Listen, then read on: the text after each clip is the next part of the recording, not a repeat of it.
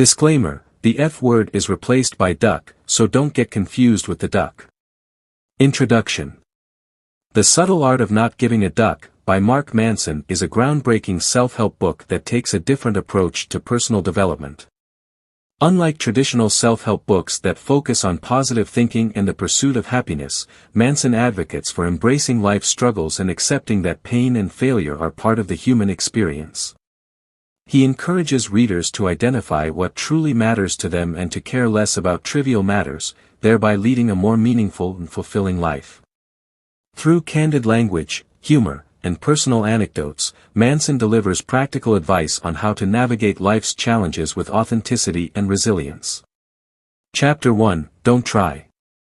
Manson begins by challenging the conventional wisdom that suggests we should always strive for happiness. He introduces the idea that not trying so hard to be happy can actually lead to a more fulfilling life. Manson uses the story of Charles Bukowski, a writer who embraced his struggles and failures, as a prime example. The underlying message is that life is full of unavoidable pain and discomfort, and rather than avoiding these feelings, we should accept and confront them. By focusing on what really matters and letting go of the desire for a perfect life, we can find contentment in our struggles and learn to appreciate the moments that truly count. Chapter 2: Happiness is a Problem. In this chapter, Manson argues that happiness should not be a goal but rather a byproduct of solving problems. He explains that every solution brings new challenges, which means that life will always have problems to face. He encourages readers to redefine their approach to happiness by identifying and accepting the problems they choose to engage with.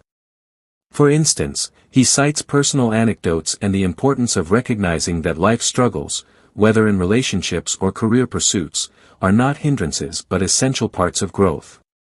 By focusing on solving meaningful problems rather than pursuing fleeting happiness, we can cultivate deeper satisfaction. Chapter 3: You Are Not Special. Manson tackles the idea of entitlement and the belief that everyone is unique.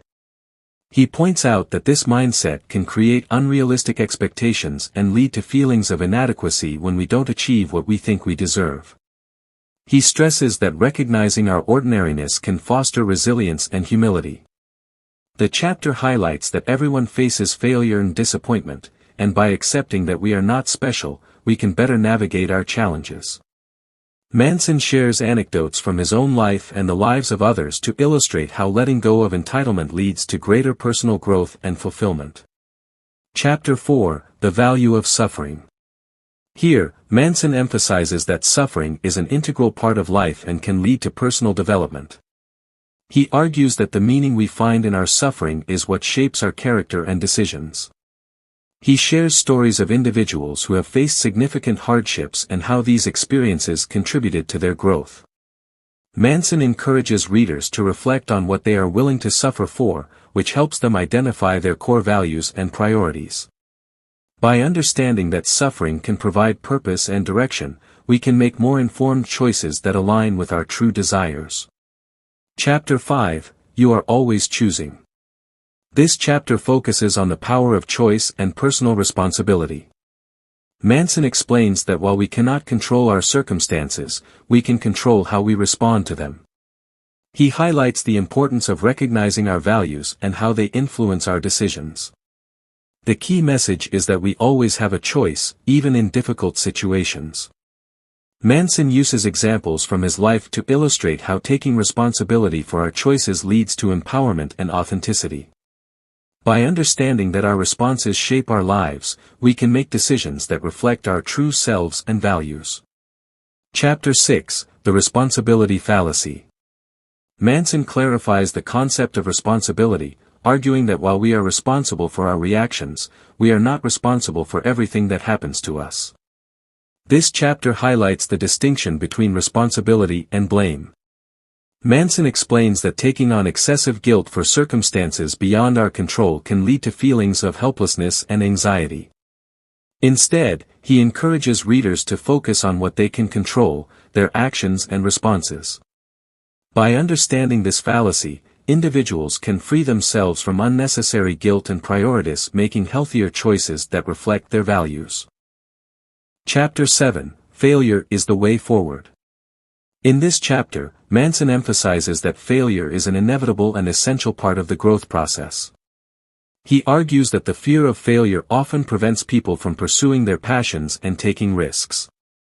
Manson shares stories of successful individuals who experienced significant setbacks before achieving their goals, highlighting that these failures were crucial learning experiences. He encourages readers to redefine their relationship with failure by seeing it as a stepping stone rather than a roadblock. By embracing failure, we can cultivate resilience and motivation to pursue our dreams without the fear of judgment. Chapter 8: The Importance of Saying No. Manson discusses the significance of setting boundaries and learning to say no. He explains that our time and energy are limited resources, and saying yes to everything can lead to burnout and dissatisfaction. Manson encourages readers to prioritize their commitments by saying no to unimportant tasks and obligations that do not align with their values. He provides strategies for evaluating what matters most and making decisions that reflect personal priorities. By learning to say no, individuals can create space for what truly matters in their lives, leading to a more fulfilling and balanced existence. Chapter 9: And Then You Die. In the final chapter, Manson confronts the reality of mortality. He argues that acknowledging our inevitable death can help us live more meaningfully. By recognizing that life is finite, we can prioritize what truly matters and let go of trivial concerns. Manson encourages readers to contemplate their own mortality and consider how it influences their decisions and actions.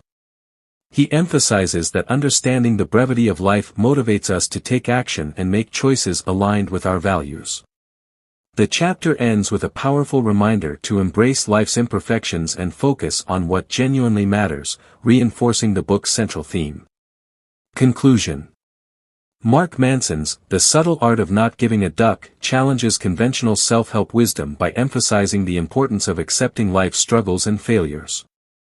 Through personal anecdotes and straightforward language, Manson provides practical advice for navigating life's challenges with authenticity and resilience. The book encourages readers to focus on what truly matters, take responsibility for their choices, and live meaningfully. By embracing suffering and redefining success, we can cultivate a more fulfilling and authentic life.